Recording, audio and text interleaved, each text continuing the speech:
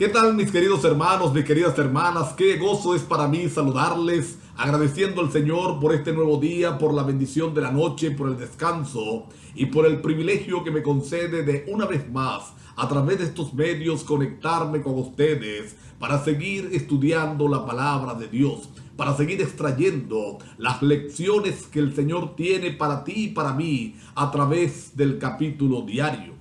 Agradezco al Señor por el programa Reavivados por su palabra, y es mi oración que al estudiar el capítulo correspondiente, al estudiar cada día el capítulo correspondiente, esas lecciones se internalicen en tu vida, se internalicen en la mía y nos transforme a imagen y semejanza de Dios. Y como consecuencia de eso, tú y yo podamos ser entonces mejores hijos de Dios, mejores cristianos, mejores instrumentos de la gracia divina, de la gracia redentora, de la gracia del Señor. Antes de introducirnos al capítulo de hoy, quiero invitarte a suscribirte a mi canal, a darle me gusta y compartir con otros el mensaje de estos videos para que la gracia del Señor se esparza en muchos más y lleguemos a muchos más con el mensaje de la redención. Estamos llegando hoy al capítulo número 4 del libro de los Hechos, y este capítulo es un capítulo especial, es un capítulo respuesta a lo que ocurre en el capítulo 3, al milagro que Pedro y Juan realizan frente a el templo y realizan en un lisiado, en un cojo de nacimiento que colocaban allí todos los días para pedir limosna. Y vamos entonces a mirar la reacción de los líderes religiosos, pero sobre todo la reacción de los discípulos, que es la que más me gusta y es donde vamos a hacer el énfasis en esta oportunidad. Comienza el capítulo diciendo que mientras los discípulos estaban hablando al pueblo, entonces llegaron los alguaciles y los dirigentes, soldados y dirigentes religiosos, los sacerdotes, algunos escribas, algunos saduceos. Llegaron entonces allí para colocar preso a Juan y a Pedro. Estaban resentidos, dice la palabra de Dios, porque estaban anunciando, hablando en el nombre del Señor Jesús. Estaban hablando en nombre o predicando en el nombre de Jesús.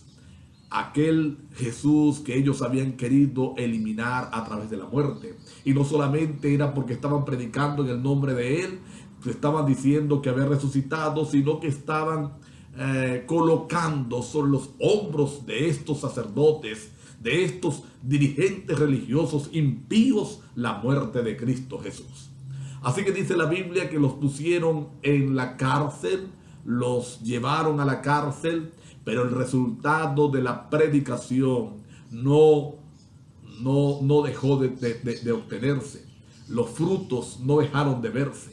Dice Lucas en su relato que entonces los salvos, o los que encontraron salvación en Jesús, los que entregaron su vida, llegaron a 5,000. Recuerda que en la primera predicación del apóstol habían llegado a 3,000. Ahora aumentan 2,000 más y llegan a 5,000 los redimidos, gloria al Señor, o los que han aceptado, mejor dicho, a Jesús como el Salvador. Sigue diciendo entonces el relato bíblico que se reunieron los gobernadores y ancianos para discutir el caso de los discípulos, para recriminarles, para castigarles. Me imagino los insultos, las afrentas que estos discípulos sufrieron, que Pedro y Juan recibieron de parte de los líderes que estaban allí. Dicen que estaban encabezados por Anás, Caifás, aquellos que tuvieron directamente que ver con la muerte de Cristo, pero también estaban Juan y Alejandro. Los menciona la palabra de Dios. No hay una referencia exacta de quiénes eran. Algunos piensan que Juan fue el que fue sumo sacerdote posteriormente por muy breve tiempo, pero de Alejandro sí no se dice más nada, no se sabe nada, pero por alguna razón son mencionados allí como los líderes que estaban encabezando el juicio dado al Señor. Y entonces le hacen una pregunta a los discípulos. ¿Con qué potestad o en nombre de quién ustedes han hecho este milagro? Y Pedro, y me encanta la expresión de la Biblia, dice, lleno del Espíritu Santo, se levanta para hablar en la defensa y dice, por cuanto nos interroga en nombre de quién o por qué potestad hemos hecho este milagro a este hombre lisiado. Y entonces Pedro coloca el dedo en la llaga. Pedro, sin miedo alguno, sin temor alguno, con una valentía que solamente da el Espíritu Santo, entonces dice, lo hemos hecho en el nombre de Jesús de Nazaret, aquel mismo Jesús que ustedes condenaron, aquel mismo Jesús que ustedes llevaron a la cruz, aquel mismo Jesús del cual ustedes se quisieron deshacer, pero que Dios el Padre le ha resucitado, le ha llevado a su diestra, porque Él era el Dios encarnado, porque Él era esa piedra que fue reprobada por los constructores, que llegó a ser cabeza de ángulo. Y la segunda cosa que dice es que en ningún otro nombre hay salvación, en que podamos ser salvos, que en el nombre de Cristo Jesús. Alabado sea el Señor por esa cosa, alabado sea el Señor por esa verdad, alabado sea Dios por Cristo Jesús nuestro Salvador.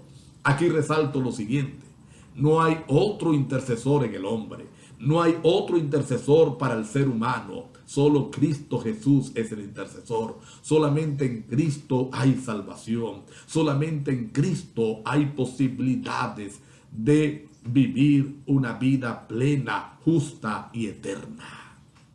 Así que si hay una invitación que hacer hasta este momento, es que entregues tu vida, que entreguemos nuestra vida por completo a Jesús, que entreguemos nuestro corazón para que por la gracia del Señor nosotros seamos llenos del poder del Espíritu Santo, ser salvos y ser instrumentos de la gracia divina. Así que Pedro usa un discurso con mucho denuedo, con mucha entrega, y dice la Biblia que se maravillaban porque sabían que eran hombres sin letras, hombres incultos, eran hombres del pueblo, del populacho, y entonces entendieron que habían estado con Jesús, sabían que estaban con Jesús. Ahora mira qué interesante, porque estos mismos discípulos eran los que habían abandonado a Cristo Jesús. Este mismo Pedro era el que ante las amenazas había negado 3 veces a Jesús, había negado conocerle, y no solamente lo había negado, sino que lo había hecho con maldiciones, con juramentos. Pero ahora lo encontramos defendiendo el nombre del Señor. Ahora lo encontramos defendiendo al Salvador. Sin duda, la transformación que hace el Espíritu Santo en la vida de los seres humanos. Lo mandan a sacar.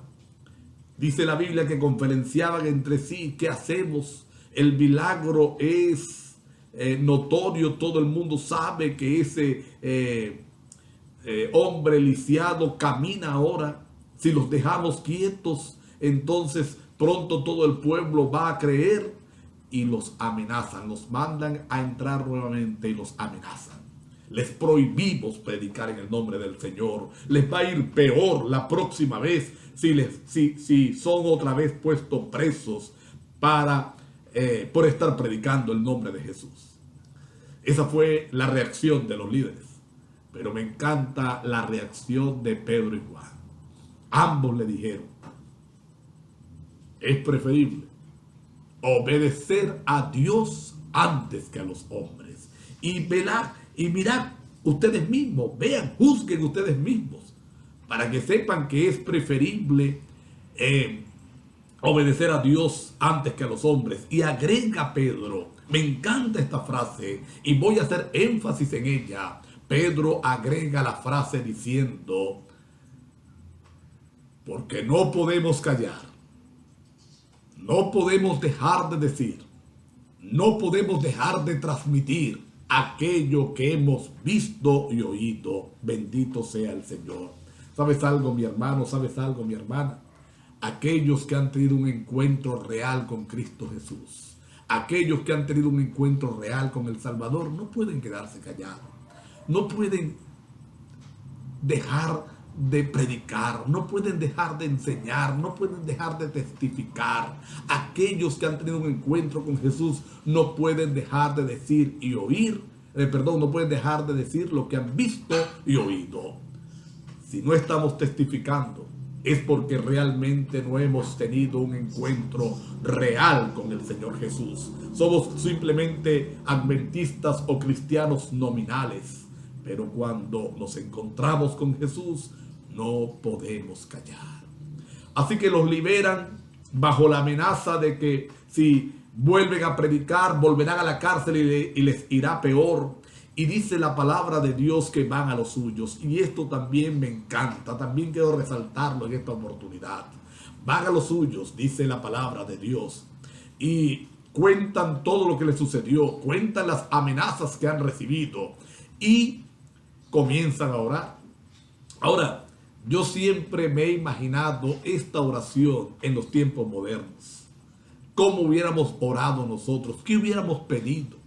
Lo más seguro es que hubiéramos pedido: Señor, protégenos. Señor, que no nos vean los líderes religiosos. Señor, ¿qué podemos hacer para que no nos metamos en problemas? ¿Por qué no cambiamos el culto y lo hacemos más calladito para que nadie vea? ¿Por qué no llevamos la Biblia metida aquí dentro del saco para que no vean que somos cristianos y no tener problemas? Pero mira la oración que ellos hacen. Hay dos cosas que me encantan. La primera cosa es que piden denuedo para predicar con fuerza. Piden sabiduría y el poder del Espíritu Santo para predicar el Evangelio con más poder que hasta ahora. Imagínate, poquito tiempo y ya iban 5,000 y están pidiendo más poder para predicar. Gloria a Dios. Y lo segundo, ellos están pidiendo que se multipliquen los cojos. Señor, danos poder para seguir haciendo milagros. Es decir, la iglesia estaba clara cuál era la petición de oración. La iglesia estaba clara cómo debía orarse. La iglesia entendía que la oración era por la obra. Nosotros perdemos mucho cuando dedicamos tiempo en la oración a nuestros problemas temporales.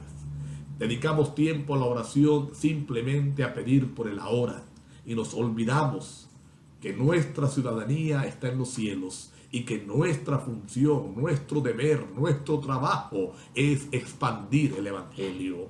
Ojalá Dios nos ayude para que así lo podamos hacer. Y la respuesta de Dios, verso 31, me encanta. Dice que cuando terminaron de orar, aquel lugar tembló. Yo pregunto, ¿cuándo fue la última vez que en tu iglesia, que en tu lugar de oración tembló como respuesta a tu oración? Creo que la respuesta de todos nosotros es nunca, porque nuestras oraciones son simplemente pedidos temporales, listas de supermercados. Señor, dame esto. Señor, necesito aquello. Señor, lo otro. Señor, allá. Pero nunca pensando en la obra. Dios nos ayude a cambiar nuestra forma de oración. Concluye este capítulo diciéndonos que todos los cristianos eran de un solo corazón y una sola alma. Que nadie, reitera lo que estaba en el capítulo 2, de que nadie llamaba suyo lo que tenía, sino que todo era de todos y no había ningún necesitado, dice la palabra de Dios, porque si había algún necesitado, el que tenía más le daba y así todos estaban bien. Y termina relatando la historia de José, que recibió por sobrenombre Bernabé, que significa hijo de consolación. Era un levita natural de Chipre. Dice la escritura que él vendió su heredad y trajo todo el resultado de la venta y lo colocó a los pies de los discípulos para que éstos los esparcieran a donde debían esparcirlo, compartirlo con quien debían compartirlo. Gloria al Señor. Reitero lo que dije en la oportunidad que hablamos del capítulo 2. Dice la inspiración que a menos que volvamos a la piedad primitiva, no veremos el reino de Dios. Vamos a orar hoy para que esa piedad primitiva, que fue producto del encuentro con el Espíritu Santo, la podamos hoy también tener nosotros. Vamos a inclinar nuestro rostro para tener nuestra palabra de oración. Querido Padre que estás en los cielos, gracias por el capítulo número 4. Gracias por el denuedo demostrado por los discípulos, guiados por el Espíritu Santo. Gracias por la piedad primitiva. Permítenos experimentarla, Señor, nosotros también. Ayúdanos a que nuestras oraciones, más que simplemente una lista de supermercado, más que simplemente las cosas temporales o el ahora, se enfoquen en lo eterno, Señor. Ayúdanos. Permítenos ser los instrumentos para terminar la obra. En el nombre de Jesús. Amén. Dios les bendiga, mis queridos amigos, amigas, hermanos, hermanas. Lindo día para cada uno de ustedes.